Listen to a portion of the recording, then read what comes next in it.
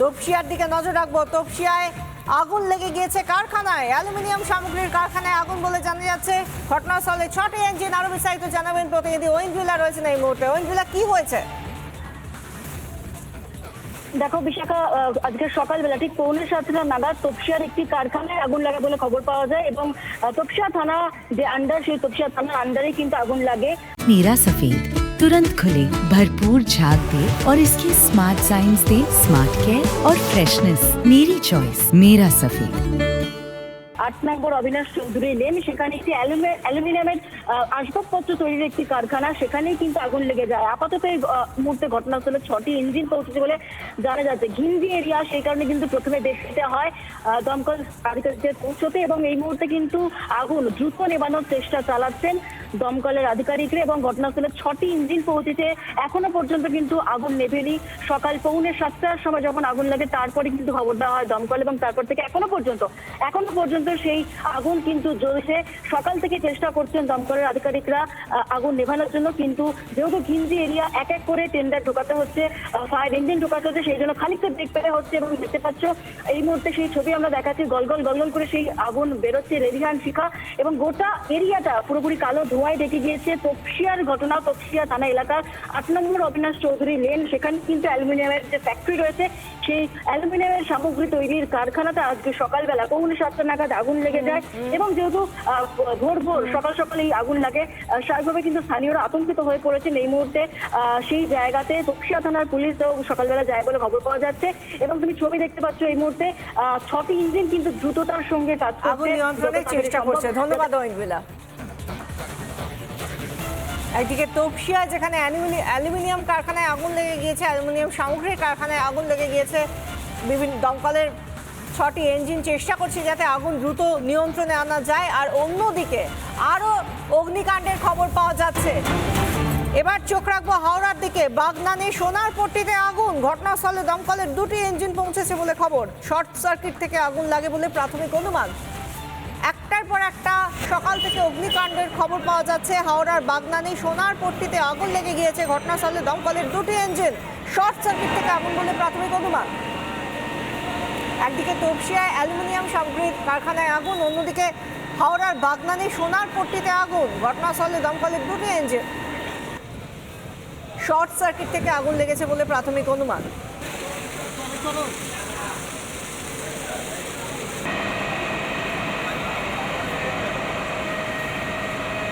একদিকে হাওড়ার দোকানে আগুন, হাওড়ার বাগনানে, আর অন্যদিকে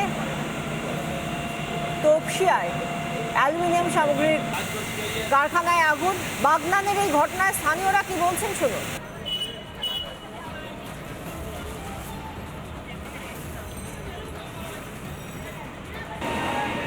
সারা রাত কারেন্ট অফ ছিল, ইনভার্টার ছিল, ইনভার্টার জ্বলছিল, ইনভার্টার চালাচ্ছিল কারেন্টকে।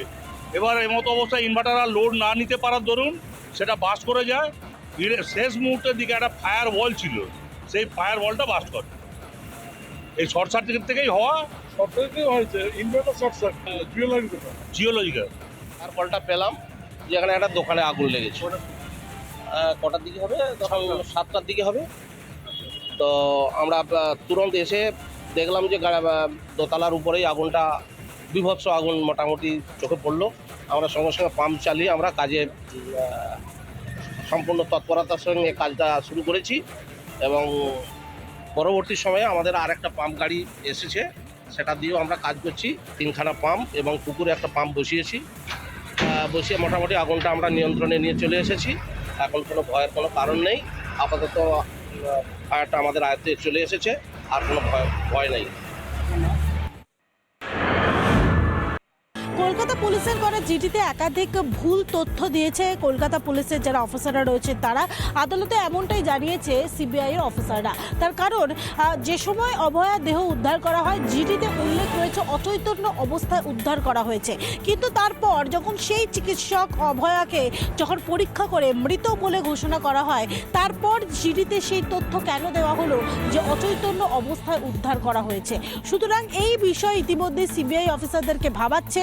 একদিকে সন্দীপ ঘোষ যিনি প্রাক্তন অধ্যক্ষ এবং টালা থানার ওসি অভিজিৎ মণ্ডলকে গ্রেপ্তার করা হয়েছে। তাদেরকে নিজস্ব হেফাজতে নিয়ে একদিকে দফায় দফায় জিজ্ঞাসাবাদ যেরকম করা হবে, তারই সঙ্গে এই প্রসঙ্গটাও খুব উল্লেখযোগ্য যে জিডিতে কেন কলকাতা পুলিশ অচৈতন্য অবস্থায় উদ্ধার করা হয়েছে বলে এই তথ্য জানিয়েছে। তাহলে কি কোনো জায়গায় মিসলিড করার চেষ্টা করা হয়েছে, সে বিষয়ে ইতিমধ্যেই তদন্ত করছে সিবিআই অফিসাররা।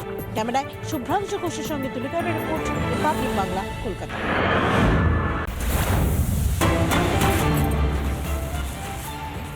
এরই মধ্যে আপনাদের জানিয়েছি আজ দেশ জুড়ে জুনিয়র ডক্টরদের কর্মবিরতি অর্থাৎ পেন ডাউনের ঘোষণা করা হয়েছে। আউটডোরে পেন ডাউনের ডাক চিকিৎসকদের, আজ 1 ঘন্টার জন্য পেন ডাউন চিকিৎসকদের। আউটডোরের বাইরে মানববন্ধন, কালো ব্যাজ পরে প্রতিবাদ জানাবেন চিকিৎসকরা। পেন ডাউনের ডাক দেওয়া হয়েছে সর্বভারতীয় রেসিডেন্ট জুনিয়র ডক্টরস ফোরামের তরফ থেকে। চণ্ডীগড়ের ছবি দেখতে পাচ্ছেন, ইতিমধ্যেই যে পেন ডাউন কর্মসূচি নেওয়া হয়েছে চিকিৎসকদের তরফ থেকে। সর্বভারতীয় রেসিডেন্ট জুনিয়র ডক্টরস ফোরামের তরফ থেকে এই পেন ডাউনের ঘোষণা করা হয়েছে 1 ঘন্টা দেশ জুড়ে। সেখানে চণ্ডীগড়ের ছবি দেখতে পাচ্ছি, মানববন্ধনের ছবিটাও দেখতে পাচ্ছি, যেটা তারা ঘোষিত কর্মসূচি যে তারা আজ 1 ঘন্টার জন্য ওপিডিতে থাকবেন না, ওপিডিতে কাজ করবেন না। তারা তার বদলে ব্যাজ পরে, কালো ব্যাজ পরে প্রতিবাদ জানাবেন মানববন্ধনের মধ্যে দিয়ে। চণ্ডীগড়ের সেই মানববন্ধনের ছবিটা দেখতে পাচ্ছেন।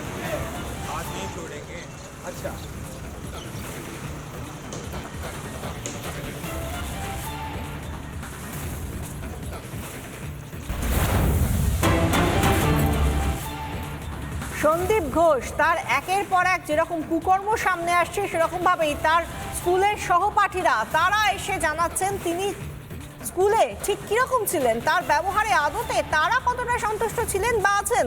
তারা বলছেন তাদের ব্যবহারে অসন্তুষ্ট স্কুল সহপাঠীরাও। সন্দীপের বিরুদ্ধে খারাপ ব্যবহারের অভিযোগ বনগাঁ হাই স্কুলের প্রাক্তন পড়ুয়াদের। বনগাঁ হাই স্কুলের প্রাক্তন পড়ুয়া এই সন্দীপ ঘোষ, সন্দীপের নিন্দায় সরব স্কুলের প্রাক্তনীরাই।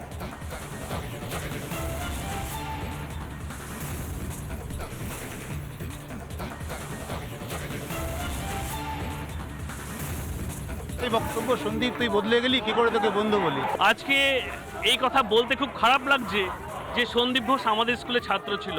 যে কেবল সন্দীপ ঘোষ নাই, সন্দীপ ঘোষকে যারা সাপোর্ট করেছে, এই দুর্নীতিকে লুকানোর জন্য যারা পিছনে ছিল এবং এই অন্যায়ের যারা এখনো সমর্থন করে যাচ্ছে, তাদের সকলের শাস্তি হওয়া উচিত। সন্দীপ খুব ছোটবেলা থেকে একা একা থাকতে পছন্দ করত। ওর কোনো সোশ্যাল ফ্রেন্ডস ছিল না, ওর কোনো স্কুল ফ্রেন্ডস ছিল না। যে মানুষটার ছোটবেলা থেকে এইটাই আপব্রিঙ্গিং স্টাইল, তার যে চারিত্রিক গঠন একটু দুর্বল থাকবে, তার যে নৈতিকতা বলে কিছু থাকবে না, এই বিষয়ে আমাদের অন্তত কোনো দ্বিধা নেই এবং কোনো শোকাহতও নই আমরা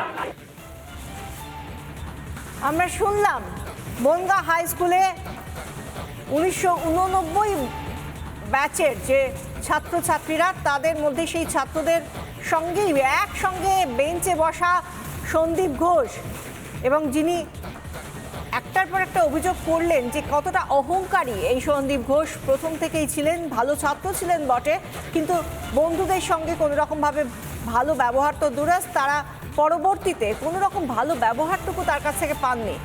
এবং তারা লজ্জিত যে স্কুলে বিভূতিভূষণ বন্দ্যোপাধ্যায় পড়েছেন, সেই বনগাঁ হাই স্কুলের একজন প্রাক্তনী সন্দীপ ঘোষও বটে। একদিকে তারা গর্বিত বিভূতিভূষণ বন্দ্যোপাধ্যায়ের স্কুলের প্রাক্তনী হয়ে, আর অন্যদিকে এই স্কুলে সন্দীপ ঘোষ পড়েছেন, সেই কারণে তারা লজ্জিত। তার ব্যাচমেট, সেই জন্য তারা লজ্জিত। তাদের তরফ থেকে, বনগাঁ হাই স্কুলের প্রাক্তনীদের তরফ থেকে তারা জাস্টিস চাইছেন। টি শার্টে লেখা উই ওয়ান্ট জাস্টিস, সেই ছবিও আমরা দেখতে পাচ্ছি। এবং একই সঙ্গে যেখানে এত মানুষ জুনিয়র চিকিৎসকদের ধর্নাস্থলে এসে স্বাস্থ্য ভবন চত্বরে দাঁড়াচ্ছেন, তারা ধিক্কার জানাচ্ছেন সন্দীপ ঘোষের মতো যারা দুর্নীতিতে অভিযুক্ত সেই সমস্ত চিকিৎসক, সেই সমস্ত শিক্ষকদের। এবং সেই সঙ্গে তারা বলছেন তারা যে স্কুলে পড়েছেন সেই স্কুল নিয়ে তারা গর্বিত, কিন্তু সন্দীপ ঘোষ প্রাক্তনী, সেই জন্য তারা লজ্জিত।